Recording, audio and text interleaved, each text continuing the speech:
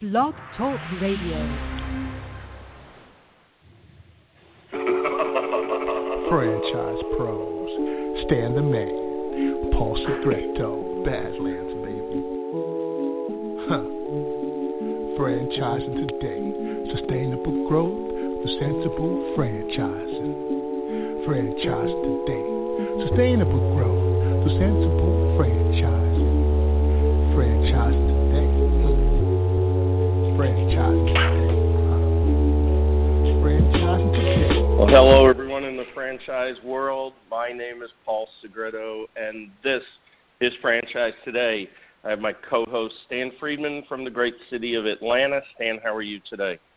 Doing great, Paul. How about yourself? I hope you're getting better and getting on the mend. You've had a cold for way too long. Yeah, a lot of franchising has. 3 weeks now since we left IFA. My God, where has that time gone? 3 weeks ago that convention ended, and it feels like it was just yesterday. And, of course, now we're starting to butt up against, upcoming events, the Franchise Finance Conference and, of course, the Multi-Unit Conference, April 23rd and 26th. And I know, Stan, you're going to both events, are you not? I am, and I can't wait to go to the Franchise Times Conference this year. As I sit here just having completed my obligatory weekly Jimmy John's number 2, looking at the agenda for the Franchise Times Conference, and good old Jimmy John's going to be there accepting an award or doing the Dealmaker Awards on Tuesday the 14th. So it'll be great hearing from him and doing something more than just eating the food. You know what I mean? Yep, absolutely. And then so that's coming up right in March. That's just a couple of weeks away. And then, of course, Multi-Unit Conference. There's another conference that popped up on my radar, which is pretty interesting. I don't know if anybody is aware of it. Maybe our guest might even be aware of it. We'll ask him. There's the Restaurant Franchising and Innovation Summit in Dallas, Texas. Maybe March 28th to 30th. That's an interesting one that just popped up on my radar. It kind of snuck up on me too, Paul, and I really didn't know much about it. And then I started to look at the agenda and saw that it really did intrigue me. I just wasn't, this year started too early, and conference is hitting us like as soon as the Franchise Expo South was about the second week in January, and then into IFA, and now Franchise Times and Multi-Unit right behind that. There's almost no room on the calendar to try to squeeze another one in, but it looked like a good conference. Yeah, it does. So, it looks like it is going to be, and it looks like I'll probably venture up there, being I could just drive up the road and see what it's all about. It does look like a good agenda, so it's exciting. And this week I do not have anything for, you just can't make that up. I think the whole Burger King thing in Israel of serving 2 burgers and 2 beers with sex toys, I think I'll let that just sit for a while. Yeah, that's still, I think, out of all of the you can't make that ups that you've ever brought to us, Paul, I think that one's going to kind of like take the cake as the prize, and hopefully it'll take something really incredible to beat it. So I'm almost hoping that you just don't find something that can top that. So I want to ask your opinion, now that we're talking about Burger King. Now they're making a bid, and then it looks like they're going to buy Popeyes. What an unbelievable transaction that's going to be. Yeah, what do you make of that? I mean, that's 2 iconic brands. I don't know. Yeah, reading into it, I heard that it's really a strong strategy for international development of Popeyes, I guess, using Burger King's success and channels in the international arena. So sounds like it could be a good thing. But boy, you talk about 2 behemoths. It'll be interesting to see how leadership, pans out, and of course with Cheryl Batchelder over at Popeyes, I think the world of her. It'll be interesting. It'll be real interesting, and also, I mean, those are 2 unlikely players. Yeah, they are. I saw something too about Arby's value just skyrocketing, and it's interesting to see that once it was spun out of Yum Brands, that it just continues to rise, and I've seen. I'm not Yum Brands. I was thinking of A&W too. That continues to rise. Arby's is continuing to rise. It's an interesting time, and of course it would have been nice if our friend Puzder had actually gotten the confirmation as a labor secretary. But oh well, we can't have it all, right, Stan? Yeah, disappointed. I'm a lot disappointed, actually. I thought Andy Puzder was going to be just the greatest choice for that role and a difference maker. You know, we always say the pendulum seldom stops in the middle. If you take the last 8 years of regulation and all the labor-intense problems that have been foisted upon franchising, you couldn't do any better to swing the pendulum all the way back into the other direction than we would have done with Andy Puzder in place. But, you know, no administration comes into office without a couple of hiccups along the way, and not every pick makes it on the first pass. So he turned out to be the casualty, but I'm really regretting that, though. I really thought that we'd be in for a much smoother ride with tailwinds with a guy like that at the helm of labor. Yep, absolutely. It was interesting. I did some training yesterday with new brokers coming through the Franchise Brokers Association's new training program, and I did an introduction to franchising, and then I did an hour and a half on the introduction to industry segments. And I only bring that up because we based that entire training session on the economic outlook put out by the IFA just a few weeks ago. And reading some of that document, and anybody in franchising, if you haven't yet read that document, I suggest you do. It really gives some good insight into the top 10 business lines of franchising, and of course also at the state level. But it really gives an interesting outlook with the new administration in place, both pros and cons. I think it was a very, very well put together document. Well, I haven't gotten my eyes on it, so now you've intrigued me and whet my appetite. So I'm going to be looking for that, and I wanted to just piggyback on your call out for Arby's and suggest to you that they too are doing an incredible amount of reinvention and refranchising and upgrading, and I'm seeing a lot of store design changes, and I think good things are coming from Arby's. I think you're right about spot on with them as well as you were with Popeyes. It's going to be interesting to watch what comes from some of these legacy brands that are actually reinventing themselves for for the new year. Yeah, absolutely. And today's show, we're going to talk about making a difference for emerging brands. And, of course, as you know, Stan, I am very, very passionate about emerging brands, having spent so many years focused on that. Yeah. And today's guest, Scott Schubiger, the president and co-founder of ZGrowth Partners, just in some communications yesterday, I will quote him as saying, from an investor standpoint, the main risk of investing in early-stage emerging franchise companies is the inability for the company to have a cohesive and successful franchise sales strategy. This risk is greatly mitigated as the fund, as a condition of investing, will have its affiliate company, ZGrowth Partners, be the outsourced franchise sales solution for each company. It sounds like they really have a good thing, and I'm anxious to hear. So without further ado, Scott, welcome to Franchise Today. Well, thank you. Good morning, Paul and Stan. It's a pleasure to be here, and I'm really happy to be speaking with you today. Well, we certainly are as well. And, it's interesting as I've gotten to know you a little bit better and seeing some of the things that are happening with ZGrowth Partners. So we're really anxious to share that today. So why don't we just go way, way back and talk a little bit about you, the individual, your trek into franchising, all the way through, brief stint at NRD Capital. Of course, you and Stan are going to talk a little bit about some common denominator in your past, and then take us all the way up to the formation of ZGrowth Partners. Yes, certainly. And you're exactly right, Paul. It's been a little bit of a circuitous route into franchising years ago, which many of us, I'm sure, have.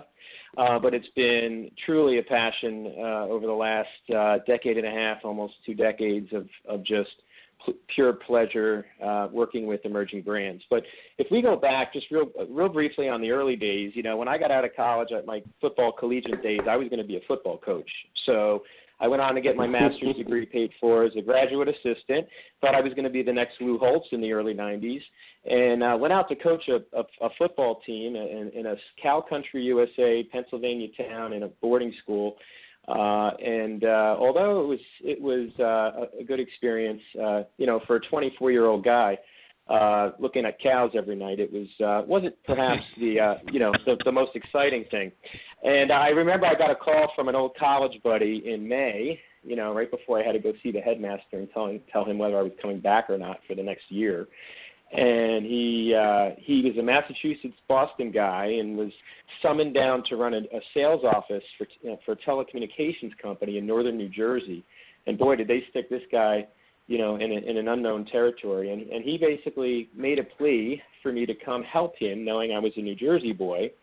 And, after about 5 minutes of arguing, he told me what he was going to pay me, which was probably 4 times what I made as a history teacher and coach, and my wife of 25 years now I was dating and getting close to hopefully getting enough money cobbled together for an engagement ring. And I said, well, this makes a lot of sense. So I marched back up to New Jersey, began my sales career in a small telecommunications company. And boy, talk about cutting teeth in sales. It was one of those outfits where you would knock on 50 small businesses a day, come back at 5:30 and have your manager count cards and make sure you did indeed visit 50 companies and hopefully get 1 yes and 49 no's. And it was just a great training ground. Worked my way up through the ladder and worked into New York City for major accounts, and then went over and did several good years at Cisco Systems and HP. So the early stages of my sales career were in the technology industry. And I learned a great deal about, those really good organizations and what it means to have a world-class sales organization. And truly, companies like Cisco and HP had that in spades. So just the good lessons learned. I then was sitting at the beach one day with a neighbor and friend who's an executive at HFS, which became Sendent, and now is Realogy. And I know, Sam, you know this company well. And Very I said well. to Tom, I said to Tom, sitting there, perhaps at late in the afternoon, and saying, boy, I really would like to get some international experience under my belt. I've done a lot of things domestically, and I want to round out my resume. And Tom was gracious enough to introduce me to who now is a co-founder with me at ZGrowth in Javier Paraga. And he said, I've got a guy over at Realogy, Sendon at the time, who runs all of the real estate brands, franchising brands internationally. And he's looking for somebody to run Sotheby's International Real Estate for the Asia Pacific region. And I said, boy, that'd be great. That'd be exciting. I've never been in franchising. He goes, but you've been in sales. Realogy, Sendent Realogy is a tremendous franchise training ground. And sure enough, he proved to be right. I was lucky enough to get the job.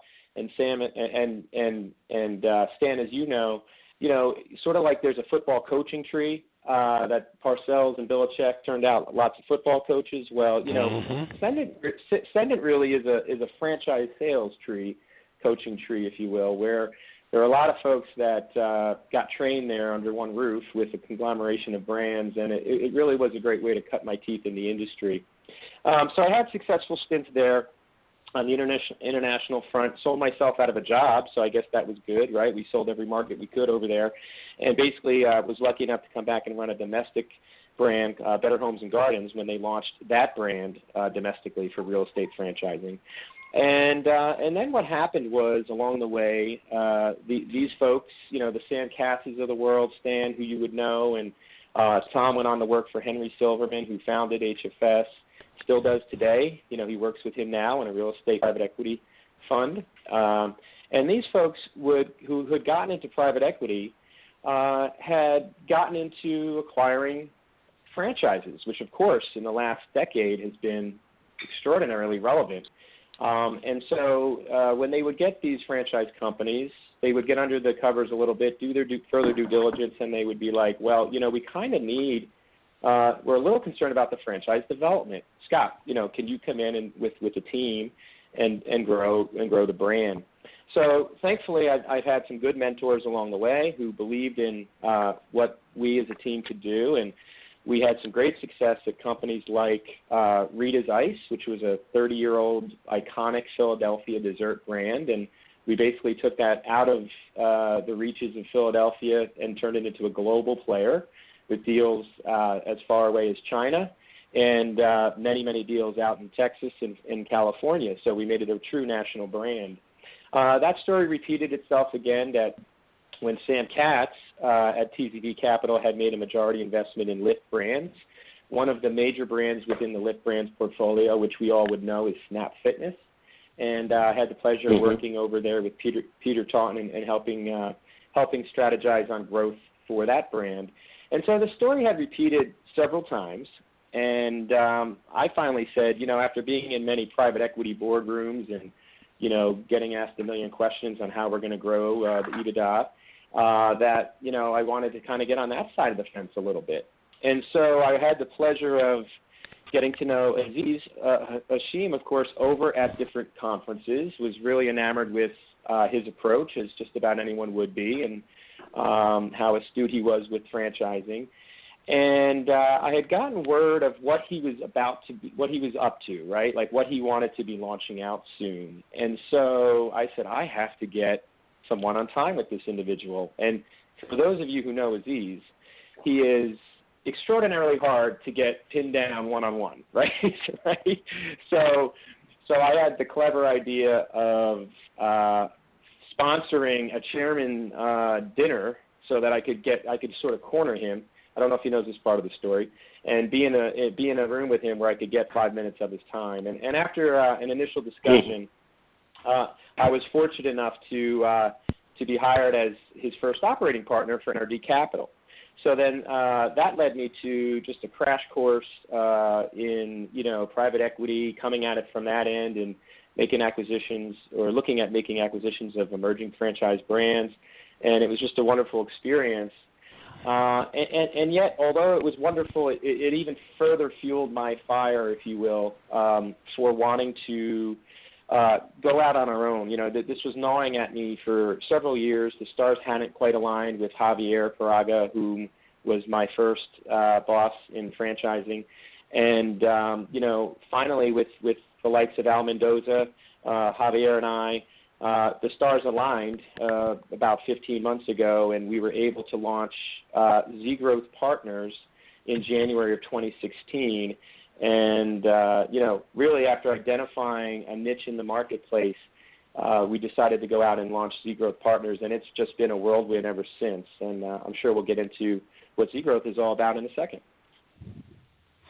You talk about the bench and the coach's corner at Sendent. Through all the different iterations that I was employed with ERA Real Estate, 3 different times in my career, but the Sendent iteration of that employment was probably the most memorable. And we were kind of famous, I think, for churning, not franchisees, but salespeople. More people came and left that couldn't make it in our environment.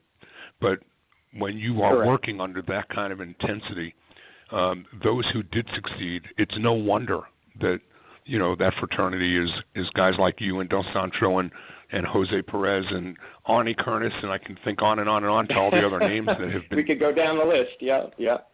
But it's no surprise, and I really do think that as I've been reading some of the material in preparation for today, that Aziz comes into the conversation is no surprise either. And I think kind of what I see you guys doing in your business on the franchise sales side is akin to what he's doing in his business with the investments that they make, bringing operators in. So, they're building an organization of partners that are investing in brands and then helping to manage the operations. And I see your team investing and building brands and doing the things on the front end to bring the right people to the party and to help them grow and scale their businesses correctly.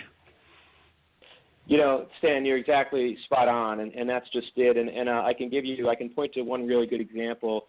In the last year and a half, we've looked at 73 companies and invested in 3. And one thing I learned from Aziz and my friends in private equity is it's deal discipline, deal discipline, deal discipline. Not that they're not good companies or good people.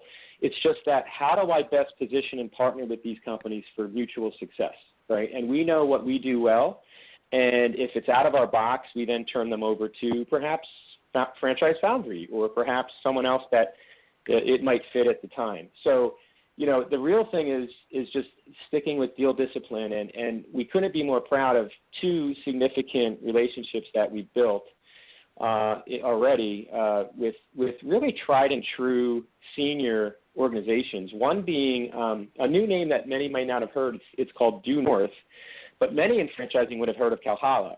And so Kevin Blackwell and the family, who owned Calhala, a multitude of brands. I mean, when they exited and sold, they had, I think, to the tune of over 3,000 locations operating in 26 countries, right? So they were a big outfit of multiple brands. And what Kevin said to us, Javier, Al, and myself, in meetings months ago as we commenced our partnership, he said, this is truly a case of 1 + 1 = 3.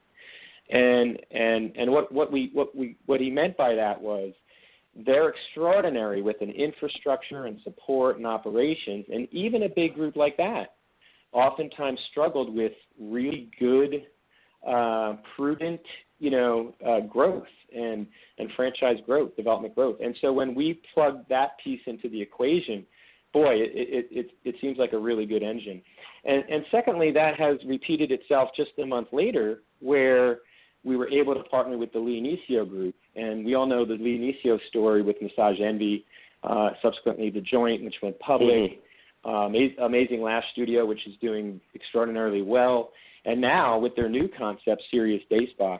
And they've entrusted in us the same exact mentality where we come in, we invest in the business, and we put our mouth, the money where the mouth is, and then we grow the development piece and let them do what they do extraordinarily well. So just those 2, if I can just point to those 2 partnerships, it speaks to that comment you just made. And then, so we're looking, and by the way, Due North is going to be rolling out 3 to 5 more concepts over the next 2 years, and the Lee Inicio Group will probably roll out more as well. So inherently, we've got some brands and a lot of work to do. Kevin Blackwell's stated goal with Due North was 1,000 units in 5 years. So we've got our work cut out for us. There's no doubt about it. It made me kind of, take a step back, but we're up for the challenge. So we've got those partnerships to point to. We're literally in the midst of a capital raise right now, right? So the ZGrowth capital side of the business, we're out there raising $30 million. And we then take the capital to deploy into the likes of the Due North brands.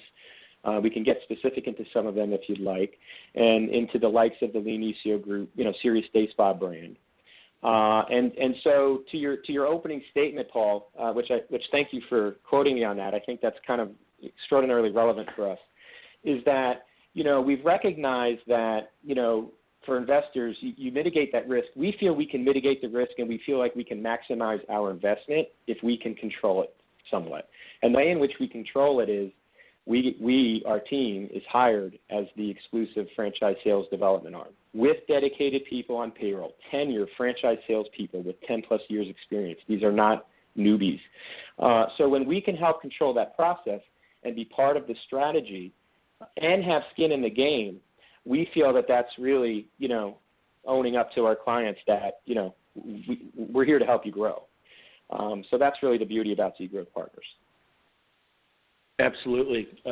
That's some interesting information you're sharing. And, there's so much movement going on in franchising right now. And I want to, before I ask you about, what you really saw as the wiggle room to enter this space, which of course is getting fairly crowded of late, I want to go way back and ask you if Lacey High School means anything to you. Wait a minute. How do you have a connection to my high school?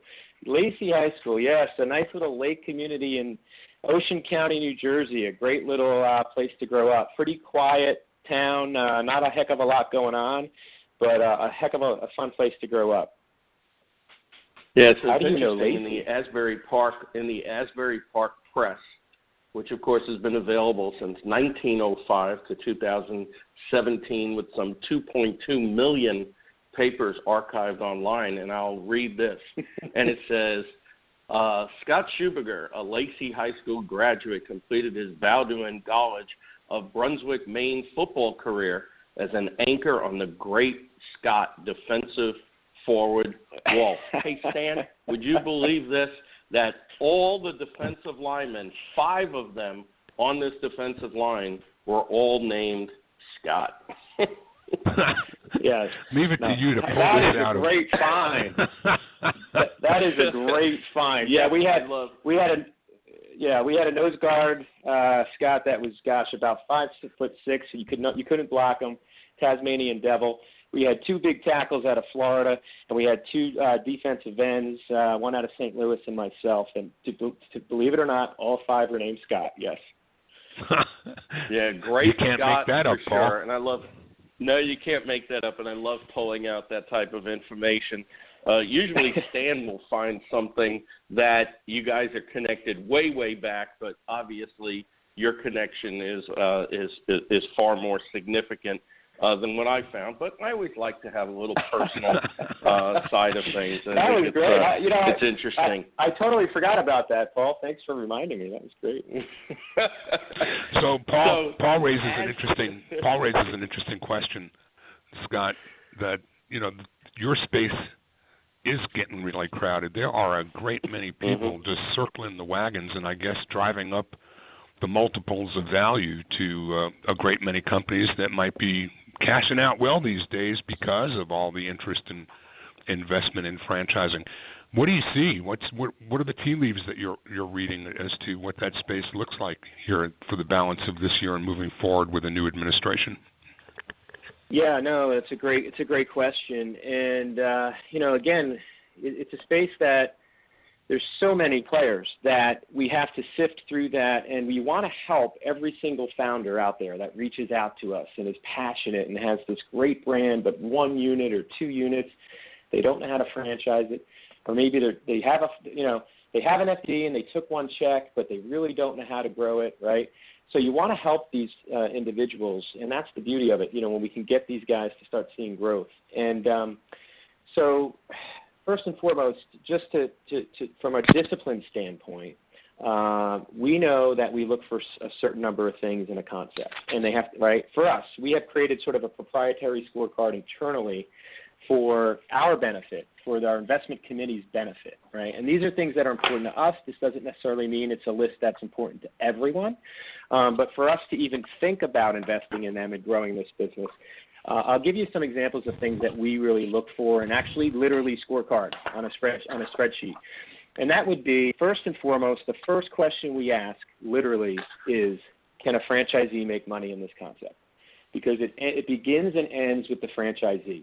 In fact, when we created our name, gosh, it took us a day and a half in a room, on and off, coming up with a name. You wouldn't believe it. And we finally settled on ZGrowth, playing off the emphasis of franchisee and franchisor. Because at the end of the day, we help both. We're growing both constituents. So that's why we chose the name ZGrowth. But it starts and ends with the franchisee. And if we don't have that mindset, and if the franchisor does not have that mindset, there will never be an exit or a pot at the end of that rainbow. I can't tell you how many times when a private equity would even acquire something and then dig into the weeds and say, oh my gosh, half these franchisees are disgruntled. They're not going to renew. The revenue stream is going to erode. Help, Scott, come in. Let's get new franchisees, right? So it begins and ends with the franchisee. And so what does that mean to us? That means we look at back-of-the-napkin math, unit economics. What is the cost to open the unit? What is the AUV? What's the net margin, and what's the return on that investment, right? So as we consult with these candidates, with our team, we need to feel really good that this franchisee is going to be very successful and profitable as they enter, owning their own business. So that's very important. Another thing that we try to look for, which isn't always the case, is does the brand have a competitive advantage or have a moat? Is there some type of moat that this brand can bring to the table to give them some type of early adoption lead or competitive advantage or differentiation? So we look at that. Is it in growing segment that has room for another strong player? It could be a growing segment, but there's already 5 or 6. No disrespect to frozen yogurts, but we're not so enamored with the 15th frozen yogurt play, right? That just doesn't enamor us, and we think it would be a long road. So we really look for the segment, the space they're in, what's the market look like, what are the trends, right? And that's where we do a lot of the data and a lot of the conferences come into play with all the great stuff. We'll look at this is a big one for us. Is there currently strong management with an infrastructure, or is there just a founder with a great idea in one location? Not to say that the founder with the one location is bad. It just, again, it gets back to for us and what we do, that we're best served when they have some type of management team, perhaps not complete. They may need a hire or two, but there is some type of management infrastructure, maybe a proof of concept in 2 or 3 markets with 5 to 10 units open, right? That's kind of what we look for. So these are some of the parameters that are important to us. And I would say, lastly, another really big one is we call it executive vision alignment. And what we mean by that is, as we have discussions with the founder, a lot of times the founder will say, well, geez, I've built this, my blood, sweat, and tears. It's my DNA. I spent 6 years of my life building this, and I've got 2 units. And now you're asking to invest in my business and take, X percent. And so it really has to be a mindset where, you're making either minority or majority investment, of which we've done both. And I'm okay with that because I know that you're going to get me to, from 1.5 million EBITDA to 12 or 15 million EBITDA, right? And so what does that mean for me? So that's a very important one. And if we don't have vision alignment, I always say to the gentleman or the lady, congratulations on what you've built. We're going to continue to root for you. If we run into each other, we'll have a beer. But just for us at this time, it's probably not a good fit, right? So these are some of the things that we look for that speak to the sort of the deal discipline principle that I've mentioned a few times.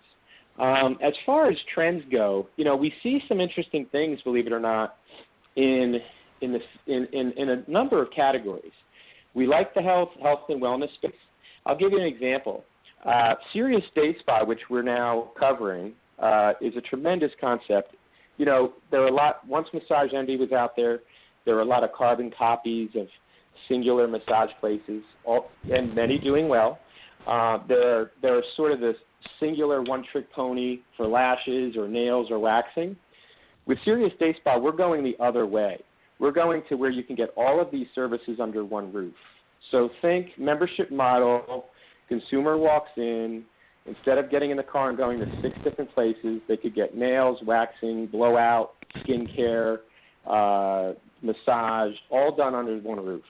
So we really like the concept. It's been really well thought out, and we think just as highlighting that one, that's a really good example of shaking up the industry in health and wellness.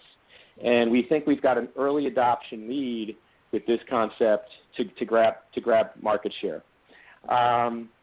Another market that we like is, believe it or not, restaurants. There's a ton, but there are some really, really neat things that Due North is doing in this space that it makes it very cognizant to the millennial force out there, right? How do they buy? Where do they dine? Where do they hover? What do they like to do? What do they like to eat?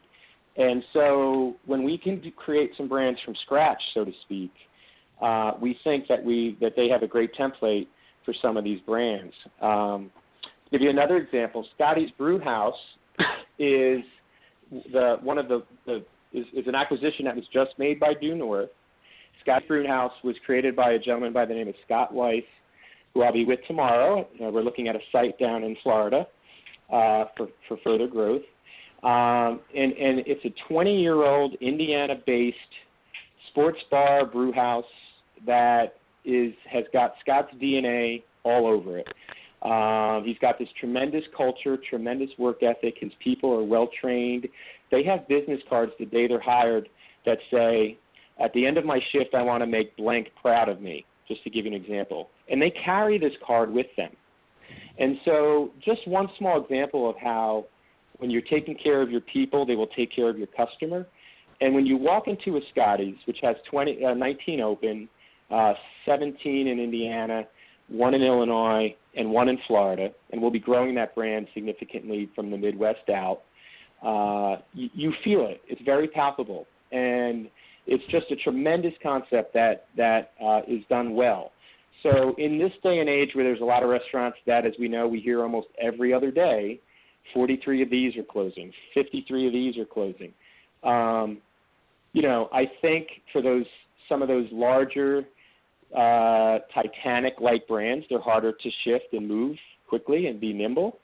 And I think it's all about being nimble, being receptive to what the consumer is all about today. And so we look for concepts that are more in tune to the millennial base and where we're going, as opposed to looking at some years-long established brands that need some fine-tuning. And so that's kind of where we play. You're listening to Franchise Today. I'm Stan Friedman along with Paul Segreto, and we're talking with Scott Schubiger, president of ZGrowth Partners. Franchise Today is brought to you by the Franchise Foundry, bringing emerging brands to market for more than 30 years with healthy, sustainable growth, the kind of growth that comes from experience. The Franchise Foundry provides its clients with coaching and consulting, a hybrid approach fostering more effective solutions for the franchisor's corporate team as well as for their franchisees. Franchise Foundry is rich in practical, hands-on experience and expertise in general business management, operational and change management, and they are skilled and proficient in digital marketing, franchise recruitment and development as well. The Foundry team can also assist you with creating roadmaps for potential mergers and acquisitions and the guidance needed to navigate them. Learn more about all of this and more. Talk to Paul Segreto and the Franchise Foundry. You'll find them at www.franchisefoundry.com. Franchise Today also brought to you by FRM Solutions, offering best-in-class CRM and document management software designed specifically for franchising. FRM enables you to house and manage all of your messages to and from prospective and existing franchisees, including texts along with emails. FRM also enables simple collaborative communications between you and your prospective and existing franchisees. Make today the day you give FRM a look and assure yourself that all of your candidate and franchisee correspondence, including text messaging, is being tracked and stored in candidate and franchisee records. FRM also provides a state-of-the-art digital experience for your prospective franchisees as they learn about your brands in a digital environment that's unlike anything ever seen before in old-style virtual brochures. No long-term contracts, multiple upgrades at no additional cost each year. You're always operating the latest and greatest versions of FRM's software. No excuses, just solutions on the web at frmsolutions.com. Well, Scott, you definitely provided us with a great deal of information, and I know as our listening audience is full of individuals that are either have founded emerging brands or maybe entering into franchising. So it certainly is exciting to see the type of possibilities that ZGrowth is bringing to the table. But you also mentioned early on that you looked at 70-something companies and made a deal with 3. So I have a couple of questions. The first one that I'll ask you to answer is, what did you find, and I'll use, for lack of a better word, wrong. What did you find wrong? What were the types of things you found wrong with those 74 companies that, and I'm sure there's some common denominators, that made you look elsewhere? Sure. And, I'm going to just go back and kind of maybe change the word wrong, if I may, Paul, because I don't want to create the image that what the founder has done to date is wrong. I think it's almost, a better word may be, customary or a natural path to them. And what I mean by that is, when you've got a concept and you've got a great idea and you've got passion and you've got your one unit open and now you're ready to go, and attorneys are knocking on your door to write an FDD, and you're excited and you think you're ready to be a franchise, but yet you take a check from somebody even, you're like, wow, money came in, I've got a franchise. I never want to dispel that enthusiasm, but I think what happens is they get ahead of the skis a little bit. And so they start that process way too prematurely before they really think it through and are well-structured and foundationally to franchise. So I would say that would be a common theme that we see. And so we would try to guide them and say, look, we love your concept, but we personally, ZGrowth needs proof of concept. We need to see it more. So here's a couple folks that we think may be able to help you. And always, always, always giving free advice, pay it forward. That gentleman or lady will come back in spades, if you were able to help them get to that next step through that gauntlet. So we always try to do that. We just feel really good about doing that and sharing what we know. But I would say it's that where, that they're not quite ready to franchise, and yet they go out with an FDD, and, they don't. And just as probably another issue would be, they take a franchise check, tell a franchisee, okay, you're going to open in 6 months, and there's no operational support. They really don't have a good way of finding a location. Once the doors open for that unit, well, what are you doing for that candidate? Do you have a program? Do you have an operations manual? Do you have all the things needed? Because, when you're starting out and you have a couple pioneers in your system, they've got to become rock stars, or your system's going to really just die on the vine, in my opinion. So I think they just make some of those classic mistakes, a little of prematurity in what they do. That's what we would see a lot.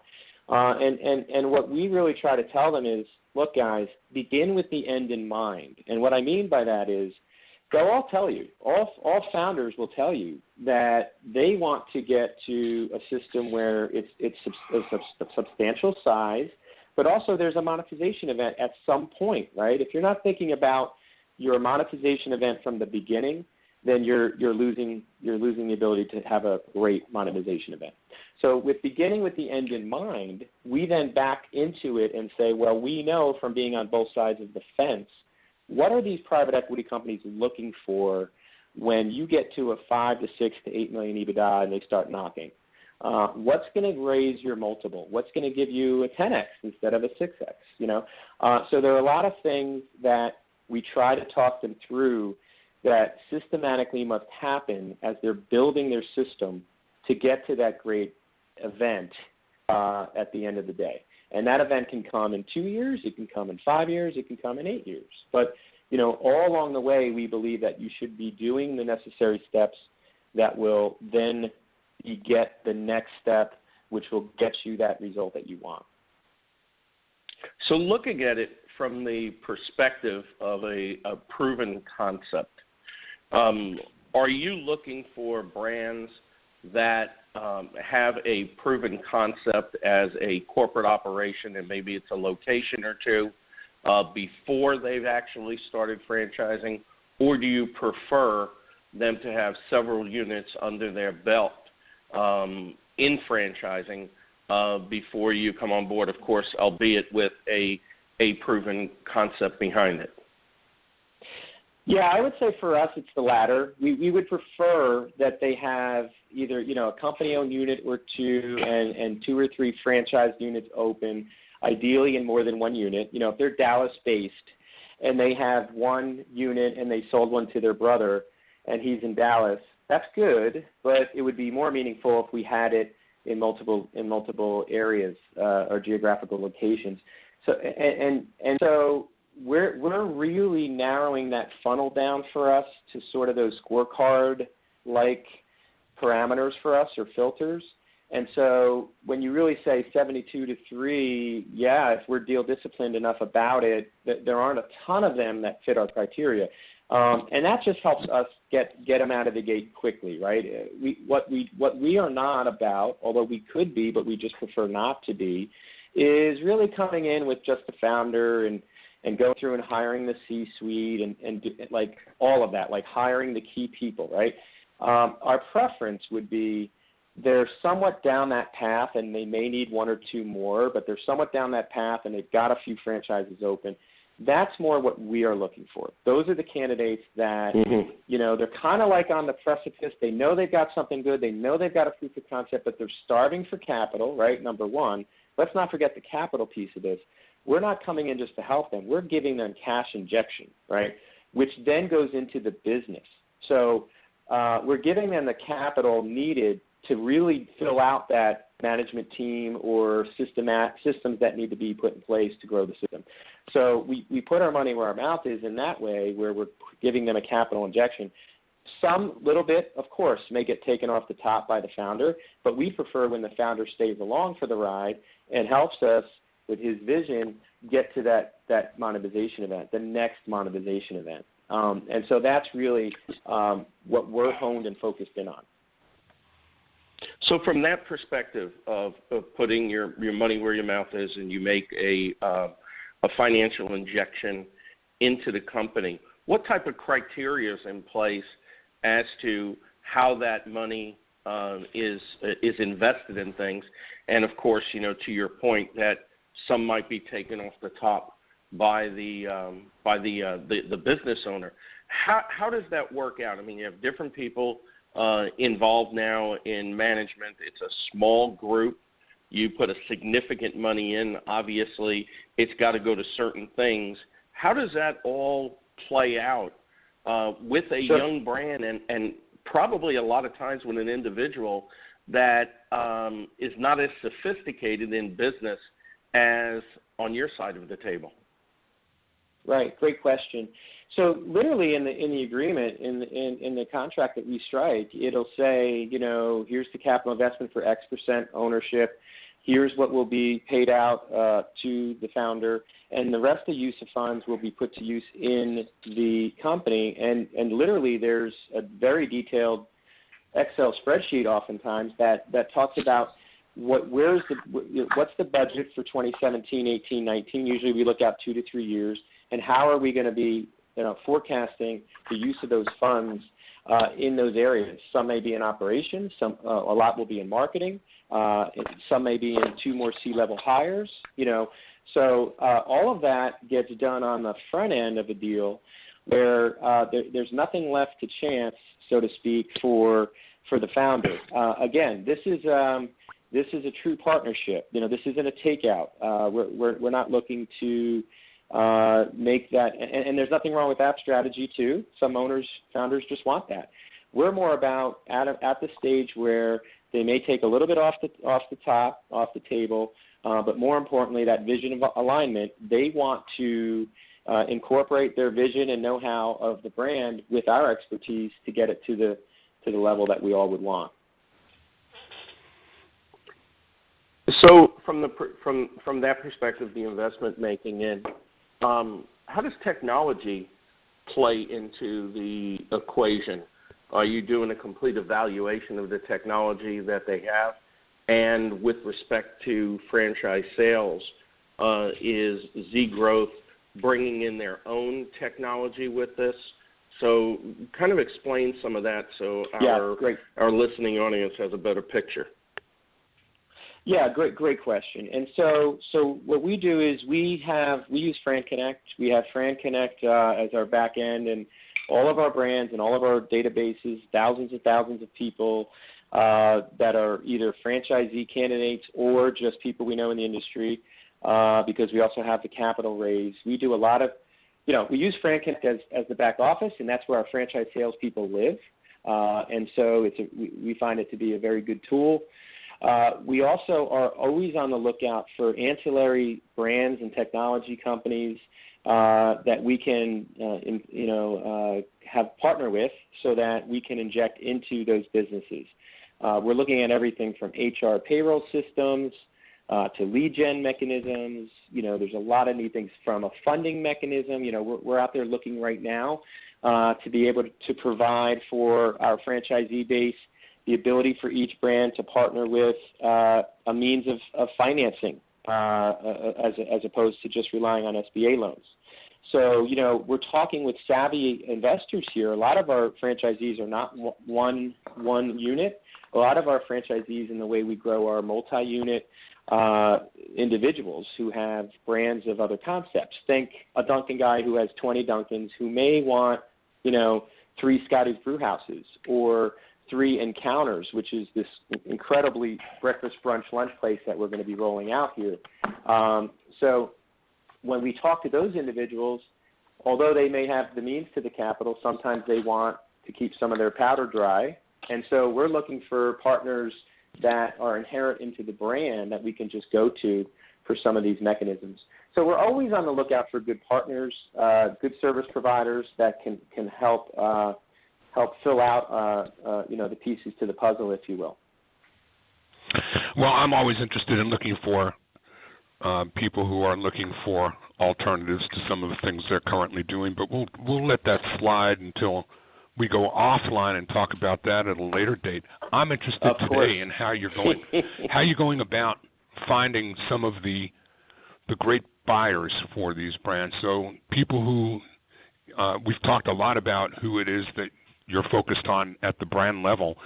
Who are your franchise development people going for, and how are they finding the marketplace today? And again, we talked about it being crowded with a lot of private equity investment, but the competition for available prospective franchisees is at a fevered pitch too. So where do you go to separate yourselves from the rest of the field on that front? And as a company who's focused on development, absolutely, I've got to believe you got some nuggets to share with our audience.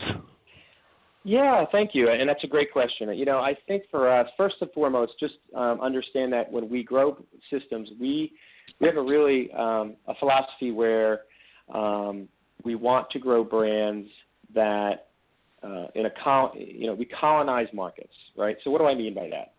So if we're going to go to Florida or Southern Florida, we're going to make darn sure that we're going to do laser-like focus of lead generation in that area, and I can get into some of the tactics in a second, that makes sure that there's brand equity there. We're not going to get one unit and leave it on an island, which, of course, is another classic mistake that we see, Paul, is that sometimes you'll see one unit in Seattle and one in Maine and one in Austin, Texas, and one in Florida. Boy, I feel, that for us, that is not the preferred method, right? The preferred method is we need to be in 7 to 10 markets with 10 to 20 units, and we can leave the runway long enough for the next guy, right? Let's do the markets we go into very, very well. Let's have happy franchisees with brand equity around them. That also plays into, well, how do you tee it up? How do you make it the best, perhaps the best multiple that you can? It's those types of things as you colonize and cluster your units that are very attractive to the PE firm. So how do we get there? How do we do that? I would like to say that we've got tremendous people that, with years of experience in doing this, trials and tribulations of EDM campaign and what works out in that field. I would say it goes hand in hand. We know already when we take a brand, we sit down and say, these are the 7 or 10 markets we are going to. So with that, we go with laser-like focus into those markets in a number of ways. And we'll reach out to folks that we know have multi-brands or, multi-units of brands in those areas. We've got a pretty good, robust database of folks in that regard from years and years of networking. And then, of course, we do Sirius radio spots. We've actually had great success with Sirius radio. One concept, we are promoting multi-unit franchises, and I would say the caliber of the lead coming in on Sirius radio is exceptional. I would say 7 out of 10 leads coming through Sirius radio are qualified financially. It's been alarming. It's been astonishing to me how high the quality is of Sirius radio. So I would ask any of the listeners or people who may hear of this to explore that avenue, because it's been very, very successful for us and for some of the brands we represent. So it's a lot of that. It's storytelling, right? Today, and we've heard a lot about some of this stuff at the IFA and different shows, but it's so true. What's the persona of the candidate we're looking for? Who's the buyer? What do they like? What resonates with them? What's the story you're telling? Why would they invest in this brand over 2,000 others? So it's those things that we spend an exorbitant amount of time on up front, getting right, so that when we go hit the market, we've got some things that will resonate with those potential buyers. So, there's a lot of things. We could spend hours on the lead gen piece alone, but we tend to not skimp on lead gen budget, right? But we'd like to do it in what we think are more meaningful ways, or more meaningful ways, I guess, for today's buyer, right? And so that's what we focus on. So that's real interesting, and of course, storytelling is very, very big these days, and I certainly agree. Storytelling really paints a nice picture, especially when working with an emerging brand. Scott, I really appreciate you being on Franchise Today. We are going to be running out of time here pretty quick. Why don't you, real brief, give the listening audience an idea on how to get in touch with you, should they have a hot brand for you, or maybe for a question that you might be able to answer about their brand. Well, great. Thanks, Paul and Stan. I really appreciate the opportunity to do so. And simply, my email is slastname@zgrowth.com, and I'll just spell it very quickly, SSCHU, B as in boy, I, G as in girl, ER, @Z as in ZebraGrowth.com. My mobile number, which you're all more than happy to call me on because I'm out and about and on the road a lot, and I love to get calls real time and respond, is 973-525-9811. You can also find out a lot more about ZGrowth at simply www.zgrowth.com. Well, thank you, Scott. I'm sure you'll be getting some people very interested. I'm sure you'll see a tick up on your website. I have been in and around your website, and there's some great information there. And I'll tell the emerging brands that might be listening in, or the individuals that are thinking about getting into franchising, really take note on some of the things that Scott was talking about, as well as look at the website. There's some great information there to give you some nuggets to take away from the show, and also to be able to utilize them for your own brand as you're moving forward. And one of the ones that I really loved was think of the end from the very beginning. I think that's very great advice. Again, Scott, thanks for being our guest today on Franchise Today. Thank you very much, gentlemen. I appreciate you having me, and have a great rest of the week. You do the same. Thank you. Take care. Yeah. Paul, I think it's begin with the end in mind, which is a Stephen Covey, one of 7 habits of highly effective people. Begin with the end in mind. No doubt. Yeah. Absolutely. And, of course, speaking at the end, it is that time for Franchise Today to start, setting into the sunset for another great show and another great day. Until next week, my name is Paul Segreto, wishing you the best. Stan the May. The very best. Paul Segreto. Great thing called franchising. Franchise Today is Franchising Today. Sustainable growth through sensible franchising. Franchise Today. Sustainable growth through sensible franchising. Franchise Today. Franchise Today.